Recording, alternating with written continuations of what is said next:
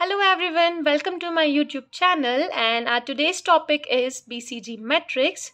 So let's start with our today's topic. BCG metrics is also known as Boston Consulting Group metrics because ये जो metrics है वो Boston Consulting Group ने ही develop किया था 1970 में. ये एक strategic business analysis tool होता है जिससे कंपनी क्या करती है, कंपनी के जो प्रोडक्ट्स होते हैं उसका जो पोर्टफोलियो होता है उनको इवेल्युएट करती है. Like in simple way it's a strategic business analysis tool which is used to evaluate a company's product portfolio. ये जो होता है इसका जो ये जो मैट्रिक्स है इसका जो बेसिस है वो प्रोडक्ट लाइफ साइकिल होती है. Like it is based on the concept of product life cycle.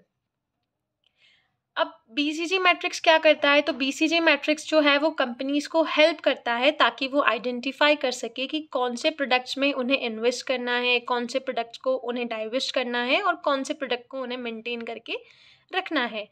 By analyzing their product portfolio using the BCG metrics, company can develop a balanced and a profitable product strategy. Company क्या करती है, अपने portfolio को analyse करके company जो है वो बहुत ही ज़्यादा बैलेंस्ड और प्रॉफिटेबल प्रोडक्ट स्ट्रैटेजी बनाती है.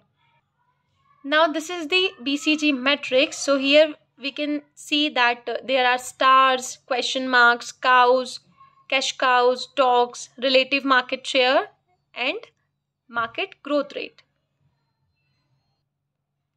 Let's discuss about stars. तो stars ऐसे प्रोडक्ट्स होते हैं जिनका जो मार्केट शेयर होता है वो भी हाई होता है और जो मार्केट ग्रोथ रेट होता है वो भी हाई होता है. मतलब ये जो प्रोडक्ट्स होते हैं, जो स्टार प्रोडक्ट्स होते हैं, वो कंपनी के टॉप परफॉर्मर्स होते हैं और इनमें ज़्यादा से ज़्यादा इन्वेस्टमेंट की ज़रूरत होती है ताकि इनकी जो ग्रोथ है कंपनी उसको मेंटेन कर सके. जैसा कि हम यहाँ पर देख सकते हैं, जो स्टार्स हैं उनका जो रिलेटिव मार्केट शेयर है वो भी हाई है रिलेटिव, और यहाँ पे जो मार्केट ग्रोथ रेट है वो भी हाई है. मतलब ये इनका जो परफॉर्मेंस होता है वो बहुत ज़्यादा होता है, इसीलिए इनमें ज़्यादा से ज़्यादा इन्वेस्टमेंट की ज़रूरत होती है. Now comes to the cash cows. तो जो कैश काउज होते हैं वो ऐसे प्रोडक्ट्स होते हैं जिनका मार्केट शेयर जो होता है वो हाई होता है लेकिन उनकी जो मार्केट ग्रोथ रेट है वो बहुत कम होती है. लाइक वो एक मिनिमल इन्वेस्टमेंट ज़रूरत होती है, उनमें कम इन्वेस्टमेंट करने की ज़रूरत होती है और उनसे जो प्रॉफिट है वो सिग्निफिकेंटली जनरेट होता रहता है. जैसा कि हम यहाँ पे देख सकते हैं कि जो कैश काउज है उनका जो मार्केट ग्रोथ रेट है वो लो है और वहीं उनका जो रिलेटिव मार्केट शेयर है वो हाई है. मतलब जो मार्केट शेयर है उनका वो बहुत ज़्यादा है लेकिन जो ग्रोथ रेट है उनकी वो लो है. इसीलिए ये प्रोडक्ट्स क्या करते हैं, ये प्रोडक्ट्स जो है एक सिग्निफिकेंट प्रॉफिट हमें देते हैं और उनमें जो हमारा जो इन्वेस्टमेंट है वो भी हमें कम से कम करना पड़ता है.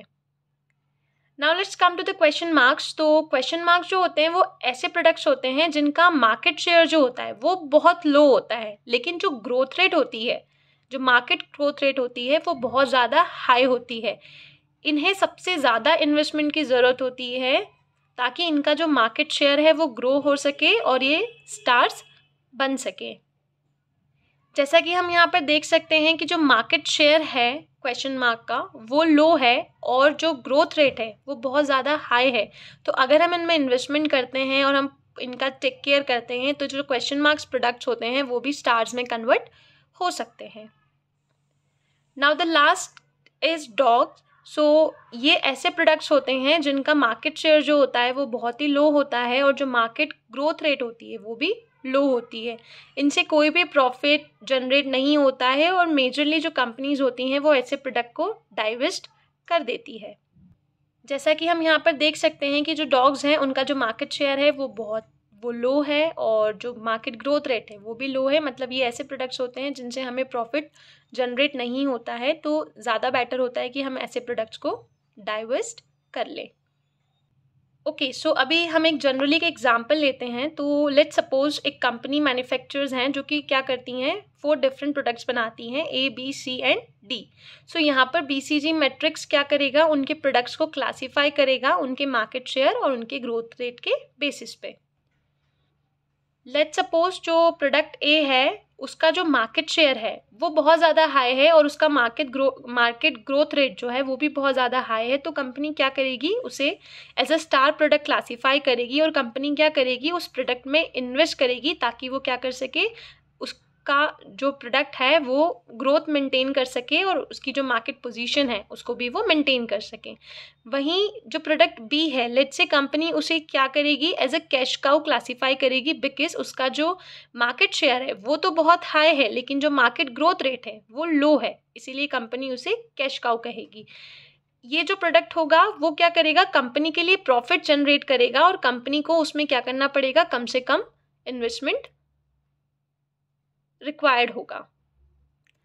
नाउ लेट्स से कंपनी का जो सी प्रोडक्ट है, कंपनी उसका जो क्लासीफाइंग है तो उसको वो as a question mark classify करेगी, बिकॉज उसका जो मार्केट शेयर है वो लो है लेकिन उसका जो ग्रोथ रेट है, मार्केट ग्रोथ रेट है वो हाई है। तो ऐसे प्रोडक्ट्स में कंपनी क्या करेगी, तो इस प्रोडक्ट में कंपनी इन्वेस्ट करेगी ताकि वो क्या कर सके, उसका मार्केट शेयर इंक्रीज कर सके और उस प्रोडक्ट को वो स्टार में कन्वर्ट कर सके।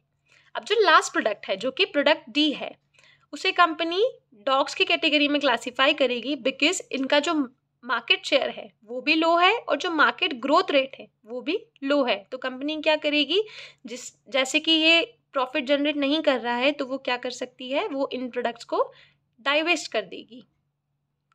सो आई होप आप लोगों को मेरा वीडियो समझ में आया हो। तो अगर आप लोगों को मेरा वीडियो अच्छा लगता है, अगर आप लोगों को मेरा एक्सप्लेनेशन समझ आता है, तो please do not forget to subscribe my channel and share with your friends also.